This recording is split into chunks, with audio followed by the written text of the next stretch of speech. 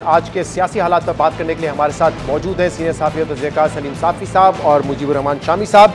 आप दोनों का बहुत बहुत शुक्रिया ज्वाइन करने के लिए। सबसे पहले तो आज के वाक़े पे बात कर लेते हैं। शामी साहब, आपके ख्याल में ये क्या हुआ है? शीरी मज़ारी साहिबा को इस्लामाबाद पुलिस ने गिरफ्तार किया, 50 साल पुराना केस है, और बाद में फिर हमजा शहबाज ने जो है उनकी रिहाई का हुक्म भी दे दिया। ये क्या मामला हुआ आपके ख्याल में? क्योंकि वैसे ही जो हम देख रहे हैं कि सियासी दर्जा हरारत बढ़ा हुआ है, उसमें तो मज़ीद इजाफा होगा इसके बाद। इसमें कोई शक नहीं कि डॉक्टर शीरी मज़ारी की गिरफ्तारी से एक बड़ी नामुनासिब सूरत हाल पैदा हुई। इससे लगता यह है कि वज़ीर आला हमजा शहबाज से पूछे बगैर उनकी गिरफ्तारी अमल में आ गई, और जब उनको मालूम हुआ तो उन्होंने उनकी रिहाई का हुक्म दे दिया। इसका मतलब है कि कोई एक हुकूमत में कई हुकूमतें काम कर रही हैं, और कोई ना कोई अंसर तो ऐसा ज़रूर मौजूद है जिसने ये गिरफ्तारी का हुक्म दिया होगा। वो वफाकी सतह पर है या सूबाई सतह पर है, इसका जायज़ा लेना चाहिए, और हुकूमत की जिम्मेदारी है कि इस बारे में भी लोगों को आगाह करे कि गिरफ्तारी अमल में कैसे आई है। क्योंकि बज़ाहिर तो ये एक बड़ा बेसरोपा सा इल्ज़ाम लगता है, एक बरसों पुराना मुकदमा है, उनके वालिद साहब की ज़मीन है, उसकी फिर उसकी जमाबंदी है, उसका इंतकाल है, उसका मामला है। जिस तरीके से शीरी मज़ारी को गिरफ्तार किया गया, उसने कई सवालात उठा दिए हैं, और इन सवालों के जवाब मिलने चाहिए। और सलीम साफ़ी साहब, हुकूमत पर तनकीद हो रही है जिस तरीके से गिरफ्तारी हुई, और जो सियासी माहौल है उसमें सियासी तौर पे तो फ़ायदा यहाँ पे पाकिस्तान तहरीक इंसाफ का नज़र आ रहा है। देखिए, फ़ायदा और नुकसान तो अपनी जगह पे, और हुकूमत पर तनकीद भी बजा हो रही है, लेकिन ये उस अमल का तसलसल है जो गुज़िश्ता 5-6 साल से इस मुल्क में शुरू किया गया था, और ये बुनियाद उसकी पड़ी है गुज़िश्ता इंतखाबात में। जाली और दांदी के ज़रिए इंतखाबात करवा के और इदारों को पॉलिटिकल मकासद के लिए इस्तेमाल करके जो कुछ किया गया, तो अभी तक वो तसलसल नहीं टूट रहा। मसलन आज लोग ये सवाल उठा रहे हैं और बजा उठा रहे हैं कि भाई, अगर वज़ीर आला को पता नहीं था तो फिर किसने उनको गिरफ़्तार किया।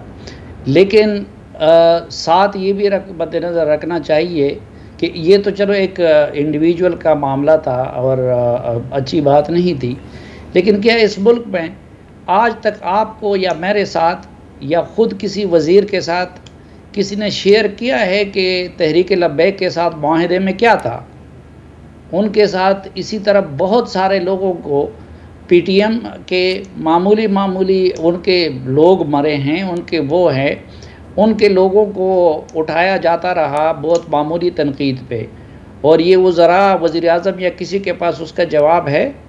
महमूद ख़ान के सूबे में मैं आपको इस वक्त सैकड़ों मिसालें दे सकता हूँ कि उधर ऐसी चीज़ें हुई है कि महमूद ख़ान उसे लाइलम होता है, या फिर ये रिवायतें सब इमरान ख़ान ने ख़ुद डाली है। मसलन मैं तो अच्छा नहीं समझता कि आप 54 साल पुराने मुकदमे में शीरी मज़ारी तो फिर भी खुशकिस्मत थी कि उसके लिए आवाज़ भी उठाई गई, वो फिर भी खुशकिस्मत है कि अतहर बिन अल्लाह जस्टिस अतहर बिन अल्लाह से जजेस मौजूद है। लेकिन मीर शकील उर रहमान को बग़ैर वारंट के, आज तो फिर भी पुलिस वारंट साथ लेके गए थे ना। मीर शकील उर रहमान का तो ना वारंट था, न इंक्वायरी हुई थी, ना कुछ और हुआ, वेरिफिकेशन स्टेज में उनको गिरफ्तार कर लिया था।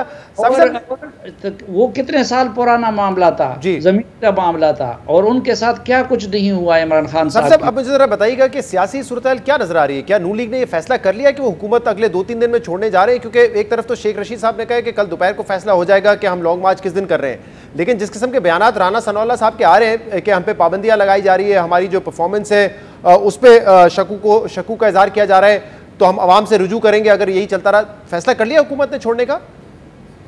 देखिए, हम पता नहीं वो छोड़ते या नहीं छोड़ते, लेकिन मैं तो जो अंदाज़ा है मेरा, देखिए, पहला ब्लंडर हमने किया 2018 के इंतखाबात की धांधली और आरटीएस को फ़ेल करने की सूरत में, और अजीब व गरीब किस्म लोगों को मुल्क में मुसल्लत करने की सूरत में। दूसरा ब्लंडर पर हुआ इस मुल्क में इंतकामी सियासत को रिवाज देने का, जिसका ज़िक्र आज मरियम नवाज़ ने कुछ किया, बाकी लोगों ने किया। फिर तीसरा ब्लंडर, जिसे मैं अपोजिशन का ब्लंडर समझता हूँ, जो आज की हुकूमत है, उन्होंने अदम एतमाद की सूरत में किया। लेकिन अब मामले को यहाँ तक हम ले गए हैं कि मेरे मुंह में खाक, लेकिन आप अगर जल्दी इलेक्शन की तरफ जाते हैं या किसी उसकी तरफ जाते हैं तो उस सूरत में भी मुल्क को शदीद ख़तरात लाहक हो सकते हैं, क्योंकि आज जो जगह इमरान खान ने ले ली है, देखिए इंतकाम की रवायत उन्होंने डाल दी तो दूसरी तरफ से भी आज आपको इंतकाम नज़र आया, गाली की रवायत उन्होंने डाल दी तो आज दूसरी तरफ से भी वो नज़र आया। अब अगर आप उनके दबाव और ब्लैकमेलिंग में आके क़ब्ल अज़ वक्त इन लोगों से इंतखाबात करवाते हैं तो फिर वो मौलाना फजलुर रहमान की मजहबी जमात, व फिर पीपल्स पार्टी, फिर नून लीग, फिर ये सब एक ज़ुबान हो के अदालतों और बाकी रियासतों के बारे में वो चीज़ करेंगे कि हम फिर इमरान खान को भूल जाएंगे। तो हर सूरत में, उस सूरत में रियासत के लिए मुश्किलात बढ़ेंगी और हमें हुकूमत की फिक्र नहीं करनी चाहिए, रियासत की फिक्र करनी चाहिए। तो अब आपको क्या नजर आ रहा है शामी साहब, क्योंकि जैसे सलीम साफ़ी साहब कह रहे हैं कि जल्दी इलेक्शन में जाएं तो भी प्रॉब्लम है, वैसे भी इशूज नजर आ रहे हैं, तो क्या फैसला किया है हुकूमत ने? आप बाखबर है इस बात से? देखिए, अभी तो जो जरदारी साहब की और शहबाज शरीफ साहब की मुलाकात हुई है, उसके बाद तो खबर आ रही है कि उन पर एतमाद का इज़हार किया गया है और अब यानी आगे काम करने पर इत्तफाक किया गया है और मईशत को संभालने पर इत्तफाक किया गया है। तो ये लाए हैं बज़्म यार से लोग खबर अलग अलग। हुकूमत को यकसुई का मुजाहरा करना चाहिए। अब शहबाज शरीफ साहब जो हैं, कई दिनों से खबर आ रही है वो कौम से खिताब करने वाले हैं, कौम को एतमाद में लेने वाले हैं। उनको चाहिए कि साबित कदमी के साथ अपना काम करें, आगे बढ़ें, लोगों को एतमाद में लें, मुश्किलात का सामना करें। इसमें घबराने यानी घबरा कर दिल छोड़कर तो मामला तय नहीं होते। तो बुनियादी बात यह है, जो कुछ भी करना है वाज़े तौर पर बताएं, कदम आगे बढ़ाएं। इस तरह एक कदम आगे, दो कदम पीछे, दो कदम आगे, एक कदम पीछे, इस तरह तो फिर आपके लिए बड़ी मुश्किल हो जाएगी। तो आपको तो फिर प्याज भी खाने पड़ेंगे और कुछ और भी खाना पड़ेगा। तो शामी साहब, अगर दबाव आता है कहीं से कि आप फौरी तौर पर इलेक्शन की तरफ जाएं, तो आपको लगता है कि ये इत्तेहादी जमातों को मिलकर इस दबाव का सामना करना चाहिए और अपनी हुकूमत को जारी रखना चाहिए? जब वो समझते हैं इलेक्शन बेहतर हो, ये फैसला करना चाहिए क्या? खुद फैसले करने चाहिए। कौन सा दबाव आ जाएगा कहीं से? क्या इसने समझा है, क्या हुस्न ने जाना है? हम खाक नशीनों की ठोकर में जमाना है, तो कौन सा दबाव? मुकाबला करें उसका। और साफी साहब, ये दबाव क्यों आ रहा है हुकूमत पर? क्यों राना सनाउल्लाह से कह रहे हैं कि हमारे हाथ पांव बांध दिए हैं? क्या वजह है इसके पीछे? आप किसकी तरफ इशारा कर रहे हैं? कहाँ से दबाव आ रहा है? राना सनाउल्लाह साहब ने आज भी ट्वीट किया है कि अगर हमें काम करने से रोका जाए, हमारे हाथ पांव बांधे जाएं और परफॉर्मेंस पर शक्कू का इजहार किया जाए, तो फिर बड़ी सीधी बात है कि जो जिम्मेदार हैं वो भुगते। मईशत का भट्टा हमने नहीं बिठाया, हम जो है इत्तेहादियों से मुशावरत करके अवाम से रुजू करेंगे। ये क्यों राना सनाउल्लाह साहब रोज ये बात कर रहे हैं? नहीं, तो भाई फिर पंगा क्यों लिया था इन्होंने, राणा साहब ने?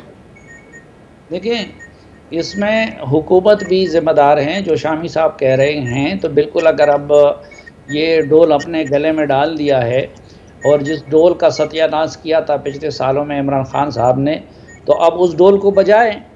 लेकिन ये भी तो हकीकत है ना, इससे आप इनकार नहीं कर सकते कि इस मुल्क के लोग और इस मुल्क के इदारे वो आदी हो गए हैं हाइब्रिड सिस्टम के, जिसको हम लोग वन पेज का नाम देते थे। तो वो सपोर्ट उनको नहीं मिल रही है जो कि पिछली हुकूमत को मिल रही थी। तो उस लिहाज से उनका शिकवा भी बजा है ना। लेकिन सर, सपोर्ट तो अब जिस वक्त मिल रही थी जब वो न्यूट्रल नहीं थे, अब न्यूट्रल है, तो क्यों सपोर्ट मिलनी चाहिए फिर? नहीं, मुझे बताए, ये जिस ज़ुबान की इजाज़त के इस्तेमाल के आज PTI के लोगों को मिली हुई है, ये पिछले दौर में किसी और को मिली थी और उनके ख़िलाफ़ क्या इमरान खान की हुकूमत कार्रवाई करती थी।